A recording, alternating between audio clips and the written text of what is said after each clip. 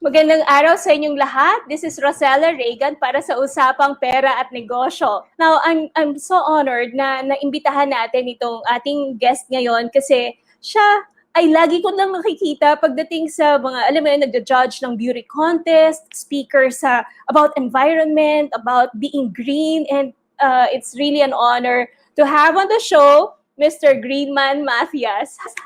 How are you? Hi, I'm Roszela. Great to see you. And yeah, I'm good. I'm good. Thanks. Greetings from San Pablo City, Laguna. So you're from the South. Thank you so much for being here on GKTV. The topic that we would like to discuss today would be about money and business, and we hope that we can get some knowledge and some sharing of experiences from you. Now, my first question, how do I call you? Greenman, Mr. Greenman. Sure. My first question is, maybe you can give us a background of yourself and what you've been busy doing these days. Yeah, I come from a very small German village, a small barangay with only 500 people. And when I grew up, I already knew that I wanted to do something good for the planet. When my late father asked me, son, what job you want to pick up? I told him that my job will to save the planet. And he was shocked. He said, son, that's not a job. You can't make money from hugging trees. Get a proper job. So, you know, I kind of took that in, but my intuition was telling me that's my path. I got to find a way to make it work. So I continued that. I studied chemistry and then a master in environmental science. And there we go. Then found my path into there are opportunities, but you need to create them. There are no standard jobs with that kind of degree. Like, you know, people think, oh, I need to do engineering or accounting or medicine, because there are very clear job profiles when you are an accountant. But healing the planet is something where you have to find your own niche. You have to identify your own path. And that's what I did. And yeah, it keeps me busy. And it keeps me busy with something that is meaningful. I am helping my kids, future generation. I'm doing what I'm really passionate about. So that's why for me, work is not really work. It's aligned with my passion. And that's why it kind of keeps me happy. And I'm still busy despite the pandemic. Maybe you'll never get tired healing the planet. There's so many things to heal in our planet. Are you going to stay here for a very long time? What's the plan? You mean you see a lot of foreigners in the Philippines? Yes, yes. We love the Philippines because the Philippines is or you know, we know this. It's more fun in the Philippines, right? That's what brings people here. It's the Philippines has got amazing biodiversity, beautiful islands, blessed creation, and I think we love to experience that as foreigners. And then a lot of the guys fall in love with a Philippines lady. So my darling Marianne is the ultimate reason why I stayed here. So you know, follow your heart and settle where your heart takes you, and that's why I'm in the Philippines for good. Yes, we might travel to other countries. Yes, we might go to Germany to look after my mom for a while. But I think long term, the Philippines will be our base and location. Yes. Wow, send my regards to Mary Ann. Sure, we'll I've do. We'll been, do. she's a good friend.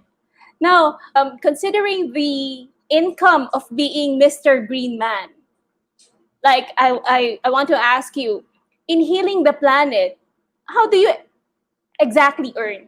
I mean, how do you make an income out of it, and uh, sustain your family, sustain Mm. your kind of lifestyle, and how do you do it? What are the Yeah. sources of income? I mean, the first thought that people have in mind is, oh, you're going to be working for an NGO, and NGO salaries are usually very modest. And this is as well a perception that I had. I started when myself, obviously, with my late father, must have been thinking, oh, I'm going to hug trees. I'm going to, you know, protect the trees, and that will be a very low paid job if you ever even get any money for it. And I started an NGO in Malaysia, or a movement called Eco Warriors Malaysia, peaceful, non-business. We just help the planet. And one of my volunteers there, she told her parents that she wanted to study this environmental science subject. And her parents said, no, we're not going to give you the permission because you'll be working for NGOs and you'll be poor all your life.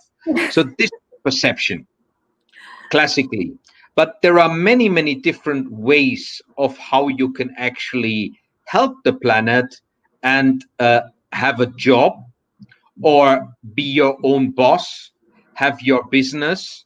I mean, when I started, after I did my master's, I was in the UK and I was looking around for jobs, and I kind of realized, oh, there are a lot of different typical jobs. One is working for a wastewater treatment company. Then there are consulting companies. And I was looking around, but I wrote to this water company. I never even got a reply. But then I met this professor from a university, and he said, oh, what you are doing, I need you to help me on my project. I don't have much money. I can't pay you much, but the project is great and you will learn a lot.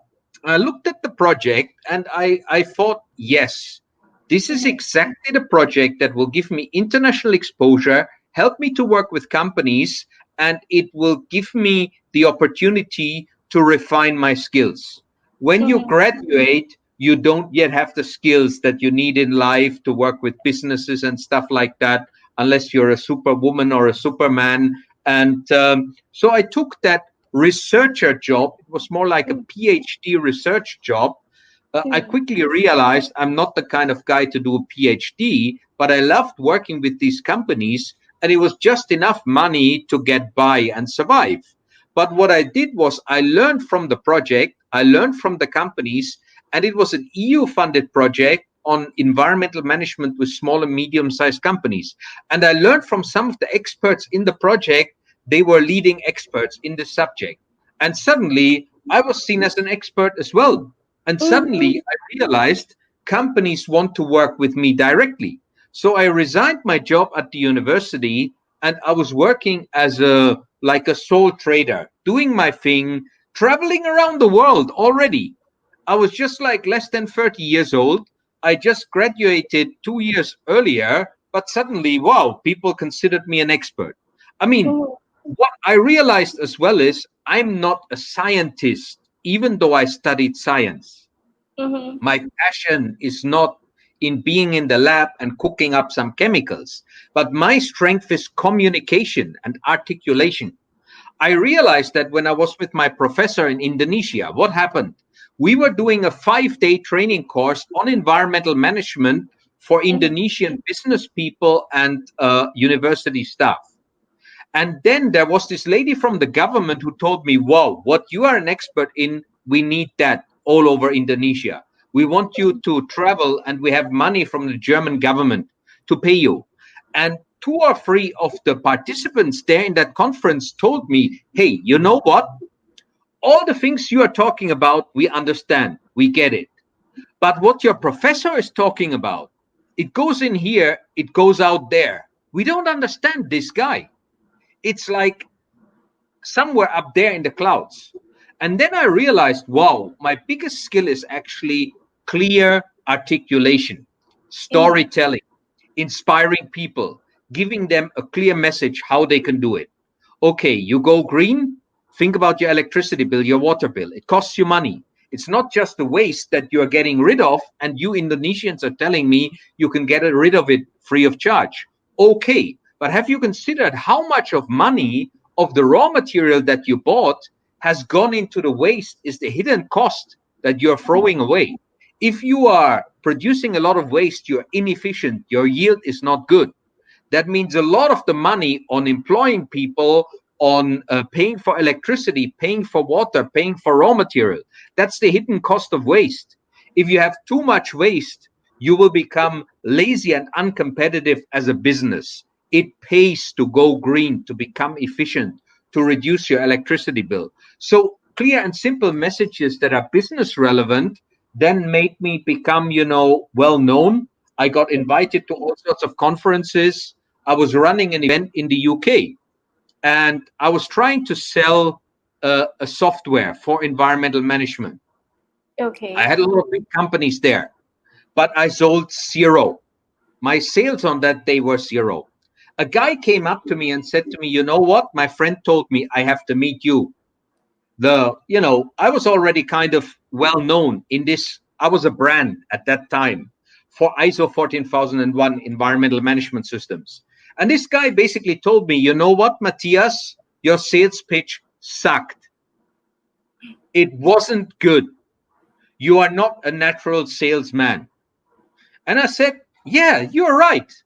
Because I'm a guy who wants to save the planet. I don't want to sell stuff to people. I am passionate about saving the planet." And then this guy told me, "But you know what? The fact that all these big companies came to this godforsaken place in the middle of nowhere just to listen to you, that is amazing. Let me do the sales. Let me do the deals, because that is my skill." I'd never met this guy before. Was the first time I spoke with this guy. Some other guy that I knew had asked him to go there and talk with me, but what he said made sense. And then he offered me, "Hey, let's start a business. We base it around your brand. You're already very well known in the UK.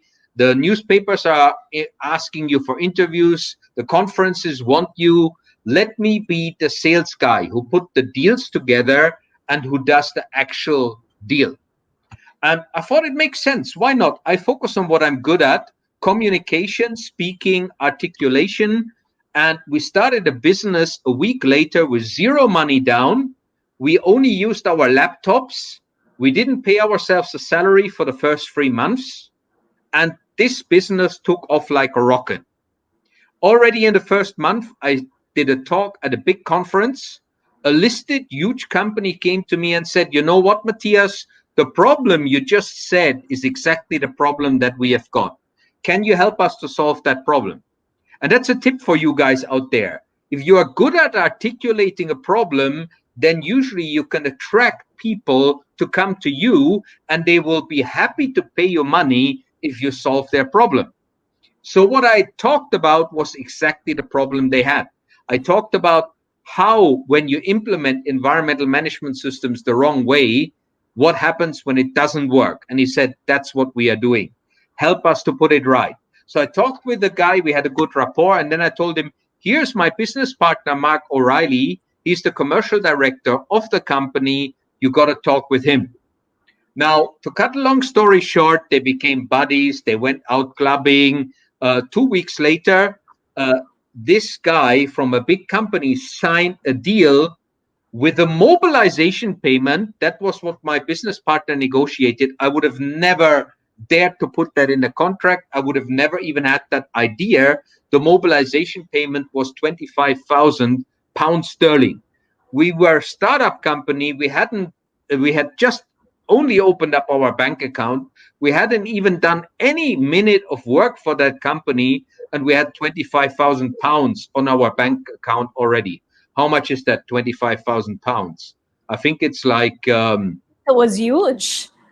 yeah, it's like 1.5 million pesos, right? Mhm. Something, or 1.8 million pesos before we even started the work. So that was the cash flow for our company.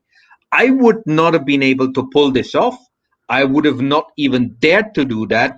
But sometimes you need to work with the right people with the complementary skills. So the way it basically worked was, I was the brand, I was the authority in the field, but the deals were being made by my business partner, who had the right, style, touch, and rapport building with the clients. And he was able to package it up in a Mhm. proposal. And we took off like a rocket. We expanded the business. We had 100% of the equity between the two of us, because with this deal, we didn't need external investment. We grew organically, and Mhm. we started the company in April 99. And on the 1st of January 2001, I still remember that, after a 3-month negotiation period, I signed the deal to sell our business to a listed engineering company with an earnout deal. And we Okay. both made good money from that, not enough to retire on the spot, but, for something where we just chipped in our laptops, none of our money, we created money out of nothing over a 3-year period, and both walked away with a very nice check. So, I mean, we had to commit to work 3 years with that company that acquired us, because this is basically a business that is based on connections, knowledge, branding, and market positioning. It's not like an asset-based business where if the key people walk away, it will run smoothly. But we had a 3-year transition period. So that's how, with the right complementary person working together. And business is sometimes not just about you alone. It's about, how can you get the right person working together with you? And there are problems working together with other people. Sometimes you don't agree on things. And it was the same in our business. Actually, one of the reasons why we decided to sell the business was because we were getting too big for our old office. We were arguing about, shall we buy our own office? Where shall we move? Blah, blah, blah, blah, blah. There were other things that we didn't always agree on. And we came to the conclusion, okay, we've created an asset that's worth something. People are sniffing around us. Let's sell the business to a big boy who wants to put some money into us. So it worked out nicely. Most of the time, when I interview some businessman, they say that if you can do it yourself, it is better. To have a partner, it's something that you really have to consider, because at the end of the day, you might have this conflict and you might have this argument along the way, and eventually break the friendship or the relationship. Did that happen to you? Like, are you still in good friends with the previous partner that you had? We were basically partners and bonded together by our joint goal of supporting the value that we had created. I wouldn't say that we were like super duper friends. And I mean, we didn't start off like being super duper friends. We started off with this guy coming out of nowhere and saying, "Hey, I can do this for you." And my intuition told me, yes, let's do it. And I mean, it wasn't like I had invested loads of money into my brand. My brand was built up automatically. But I'd realized, wow, I've had a great time. I've been traveling all over the world. I was in my 20s, and I was suddenly getting well known in this industry. But at the end of the year, I was looking back, and I hadn't made any big money. I had kind of, made enough money to live comfortably, but it wasn't like I'm swimming in money. And when this guy said, and I had made this big event, and I sold zero software. So I kind of felt that this combination could be powerful. And later on, I attended a training where people were talking about different profiles.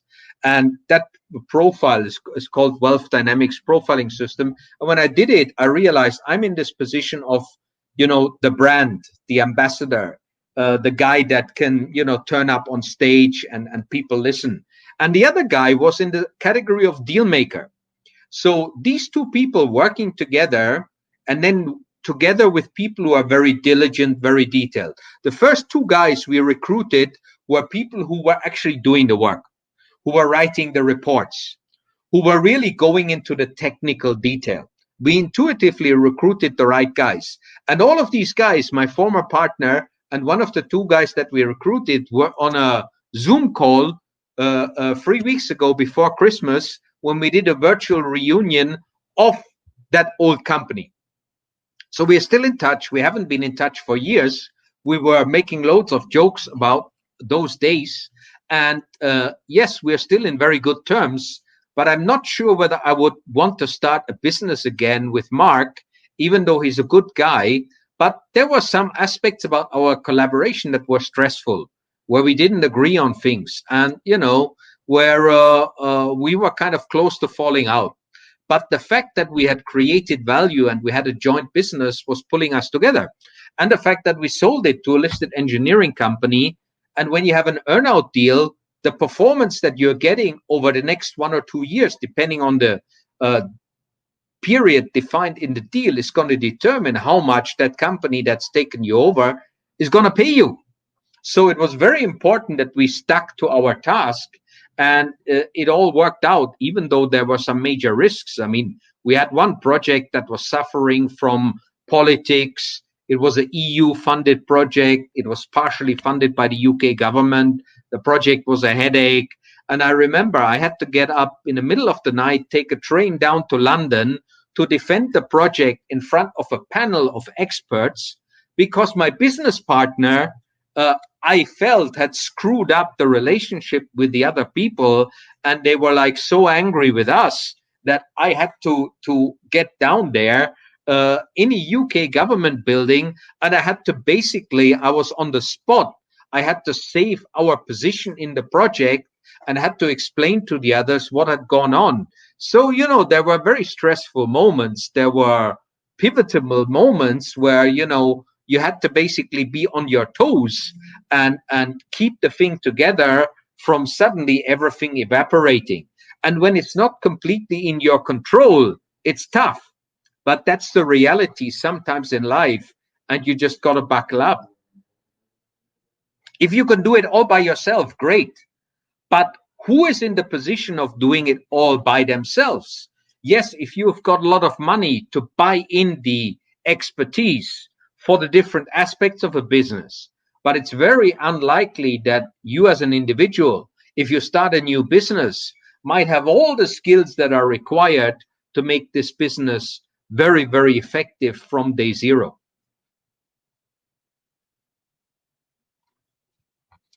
You're on mute. You're on mute.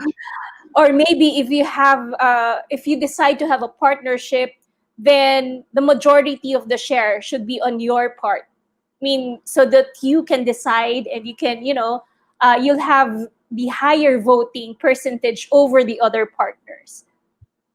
Yes, actually, the way we did it in that business was in the articles of association. And I have to admit, you know, I am not a classical business person.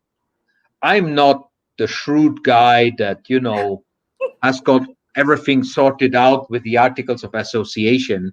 And Mark, my business partner, basically said, okay, you can have the majority share of the business because it will be mainly based on your existing brand.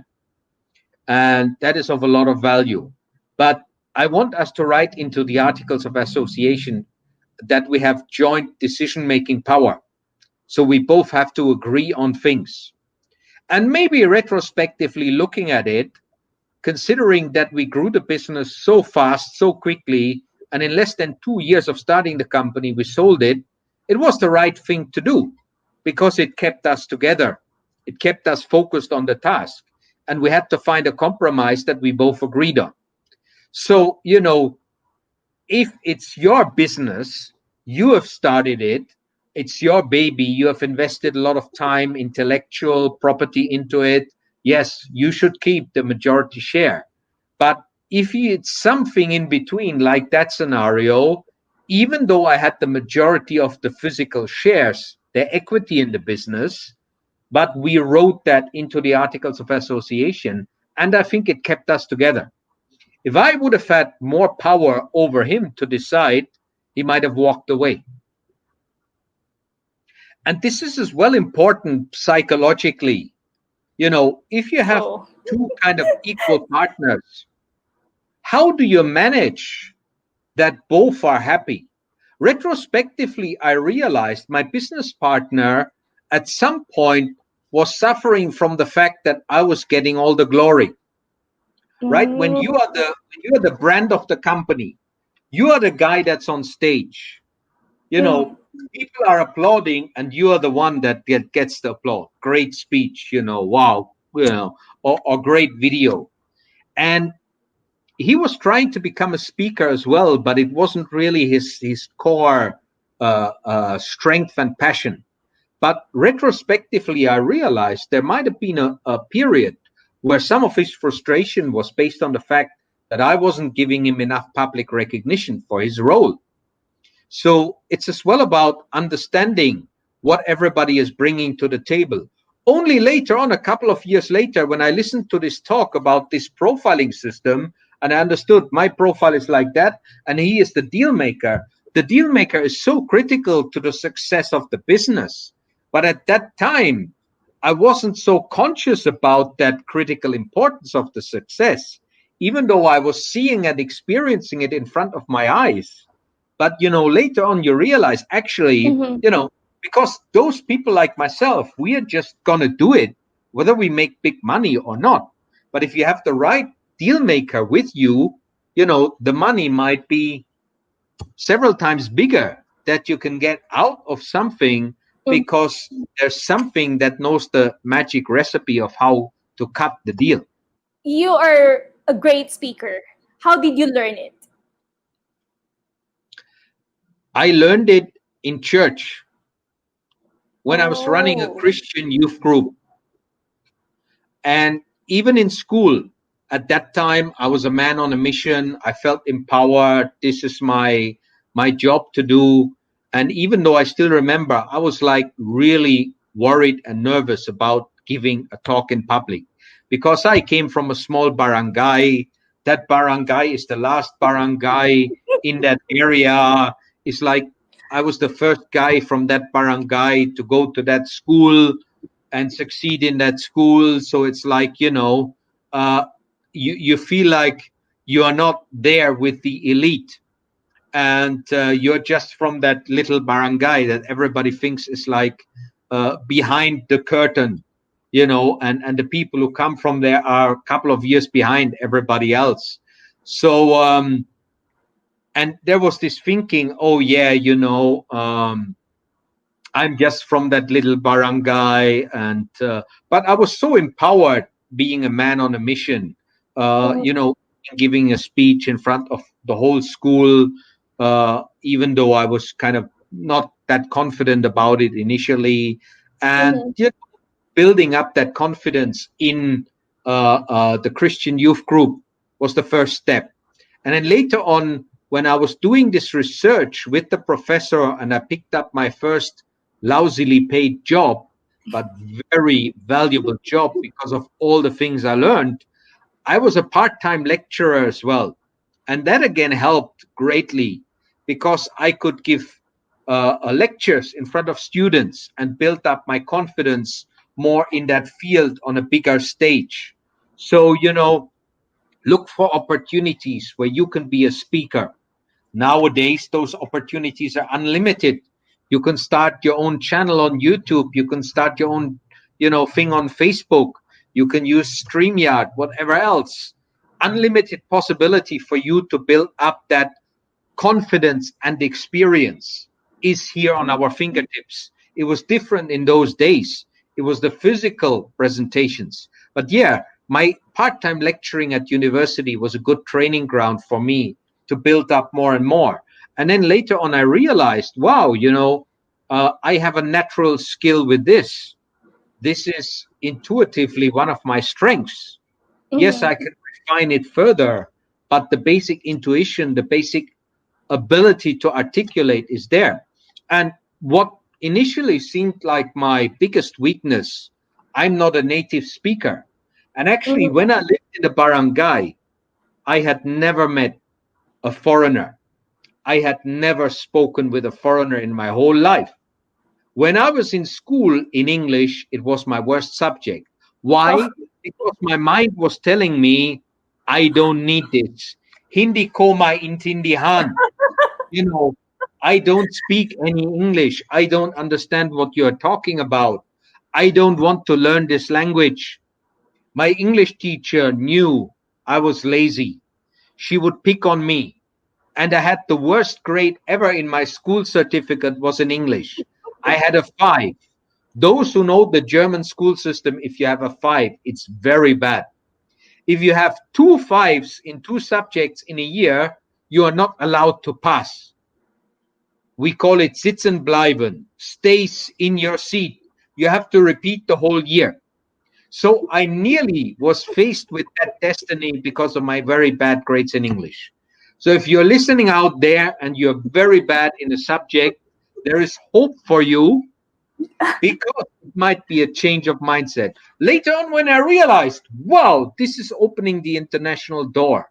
This is giving me the opportunity to talk with the whole world. I changed my mindset. I changed my motivation. English is my biggest asset.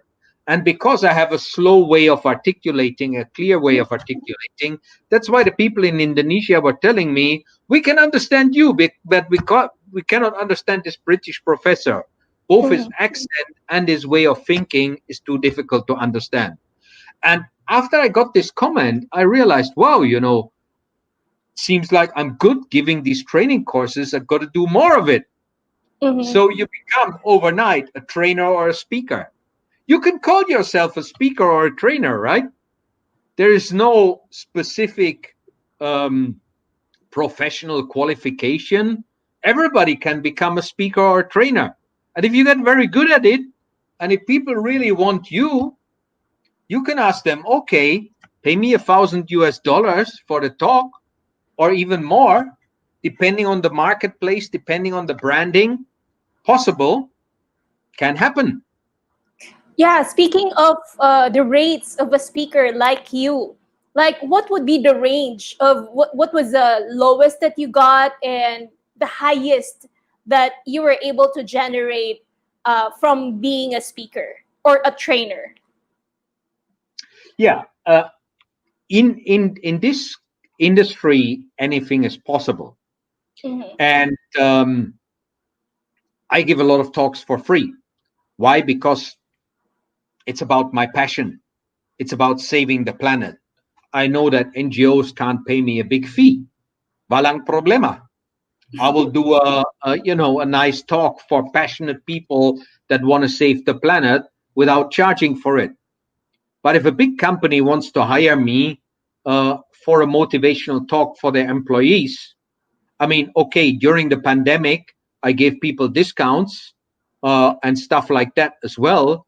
It's much easier for me to give a talk here via the internet. It's much cheaper for me. I don't waste time traveling around. I have more time with my family and I can give a discount. So really, the sky is the limit. It can range, giving a talk for $100, $1,000, $5,000, anything is possible.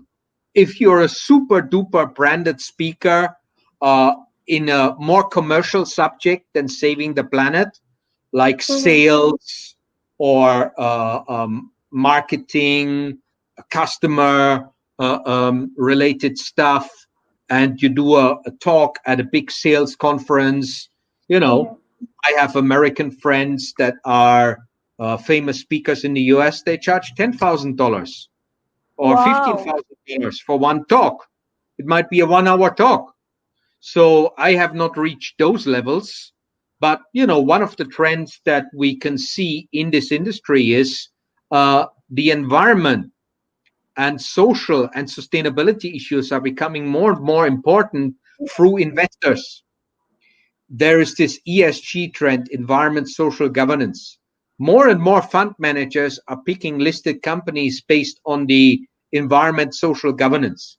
More and more jobs are opening up in that field. It's becoming huge. Sustainability reporting. Even here in the Philippines, listed companies have been told by the SEC that they should prepare sustainability reports. The SEC has issued sustainable reporting guidelines. They're publicly available. You can Google them in 2019. So last year was the first year that nearly all listed companies have published sustainability reports. This is a huge industry. The ESG rating agencies, even some of my Facebook friends, young Filipinos, are working for these rating agencies. Those are great jobs with huge potential. You work for those guys for 2 or 3 years' time. You know the subject well. You can start your own consultancy. You can start your own training. And generate much more income. What are the saving tips that you can give us? Yeah, for me, it's less about the physical aspects of saving the cash and putting it in a separate account to then later on have that passive income, or that the funds that actually help you in the future to retire early and to retire comfortably. My strategy is equity, building up equity in businesses. Um, I used some of the money that I made from selling that business to co-found another business in Germany, a green building materials company. So I have equity in there. My pension system is an eco-friendly pension system, sustainable forest plantation in Panama that are biodiverse. There are 8 different species on a 1 hectare plot. There are animals. Some trees will be harvested and money will come in and they will be replanted, but it will never be clear cut. So that is my sustainable pension system. And now I'm using my brand. During the pandemic, I have ramped that up to build up additional equity in other businesses. My target is in total to have 8 equity stakes in 8 different businesses. So I'm not focused on saving financial cash.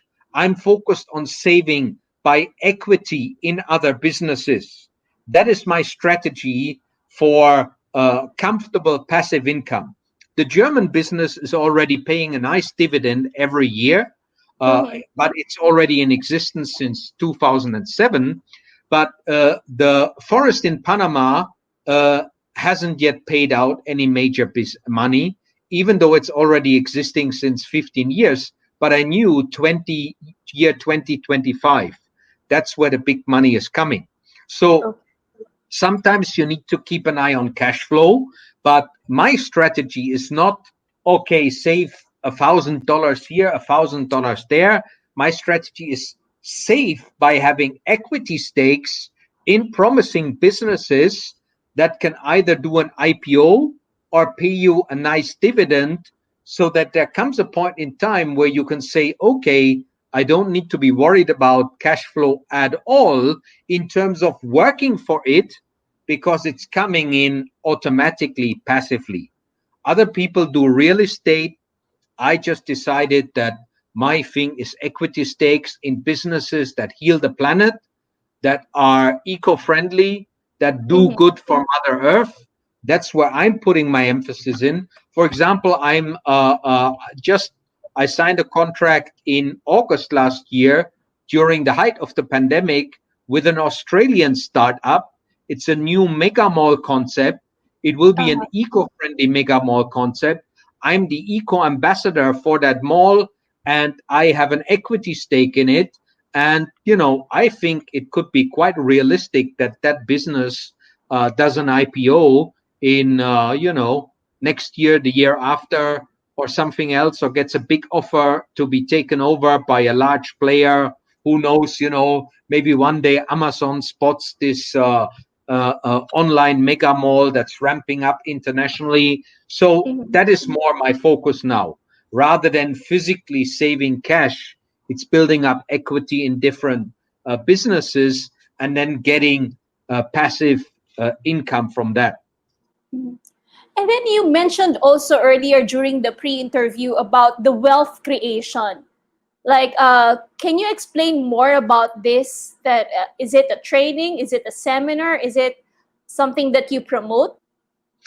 I promote wealth that is healing the planet.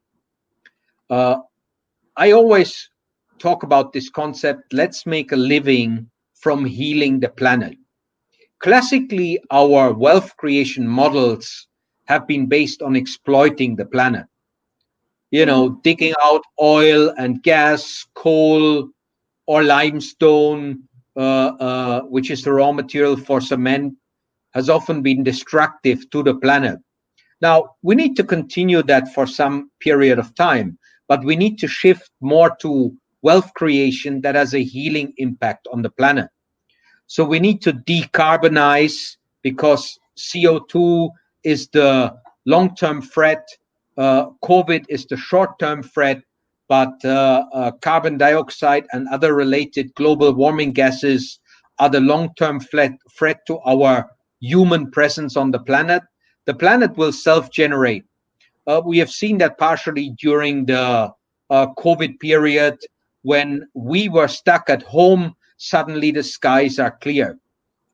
Planet Earth has self-generation, but it might be that the human species on this planet will face extinction if we do not change for a more healing wealth creation. So we need to create wealth in harmony with Mother Earth. That is very, very important. Sustainable wealth, from treating the soil in a harmonic way, not doing monoculture, not doing clear cutting of biodiverse forests.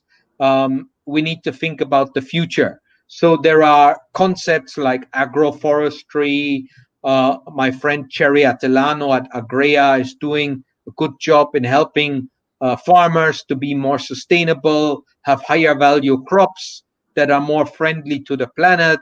You know, we need to really come up with sustainable wealth creation that's sustainable for us humans and sustainable for Mother Earth at the same time.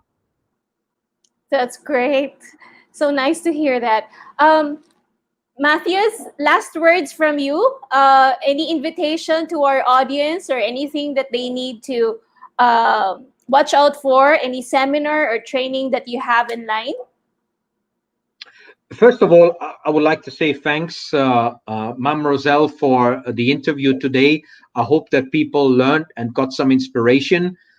Stick with your passion, but find a way how you can monetize it. Become great in a niche, then people will come to you and you can set the price that is associated with your brand. Every 2 weeks' time, I do a podcast on sustainable pH. Tune into that. The next one is this coming, not this Saturday, but the Saturday after, with Miss Earth Philippines Roxy and Miss Earth Global Water. That will be an amazing podcast. Then search for the Green Minded podcast. We'll change the name soon. We have, with my friend Victor de la Casa from Subic, we have a regular podcast there. But believe in yourself and find a way how you can make a living from healing the planet. That, I think, should be something we should aspire for the sake of the beautiful Philippines, for nation building, and for the sake of our children, our future generations. We owe it for their good and healthy future to make the right changes now. Go green, go sustainable, be a healing impact for Mother Earth. Thank you for the inspiration, Green Matthias Gelbert. Thank you for the time. I hope we'll have part 2 of this. And for everyone who watched, thank you so much. And sa uulitin po, abangan nyo yung aming mga iba pang series ng interviews na kung saan matututo kayo ng pagnenegosyo at yung mga tungkol sa pera. Maraming salamat po. See you again next time.